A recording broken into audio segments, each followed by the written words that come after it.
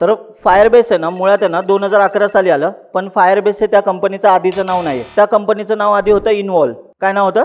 Involve. 2 founder होते. एकाचं नाव होतं जेम्स टॅम्पलिन आणि दुसऱ्याचं नाव होतं अँड्र्यू ली. असे 2 जण होते. त्यांनी काय विचार केला की आपण आहे ना चॅटबॉट कसं असतं, चॅट ॲप कसं असतं, तसं चॅट ॲप आपल्याला बनवायचं आहे.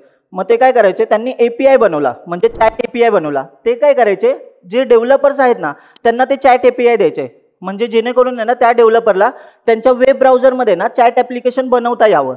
API मिळालं म्हणजे त्यांना चॅट ॲप्लिकेशन फ्रॉम स्क्रॅच बनवावं लागत असेल का लोकांना? नाही. पण तुम्ही विचार करा ना, त्यांचं ना ते थोडं फेमस होत गेलं, पण लोक अजून हुशार. त्यांच्या लक्षात आलं की ह्या चॅट API मधनं आपण आहे ना रिअल टाइम डेटा सिंक पण करू शकतो. म्हणजे गेमसाठी लागतं बघा ना, गेमसाठी डेटा सिंकिंग लागतं, म्हणजे 2 प्लेयर आहेत वगैरे. तर लोक काय करायला लागले, चॅट ॲपचे API चॅट ॲप बनवायला तर वापरायला लागलेच, पण आहे ना त्याबरोबर आहे ना डेटा सिंकसाठी पण वापरायला लागले. ही गोष्ट या दोघांच्या लक्षात आली. ते बोलले चायला, म्हणजे लोक रिअल टाइम डेटाबेस सारखा ह्याचा वापर करतायत आपल्या APIचा. मग त्याच्यातनंच त्यांना आयडिया आली की आपण ह्या दोन्ही गोष्टी वेगळ्या केल्या पाहिजेत. म्हणून त्यांनी चॅट ॲप वेगळे केलं आणि रिअल टाइम डेटाबेस वेगळं केलं, आणि याच्यातनं जन्म झाला 2011 साली फायरबेसचा.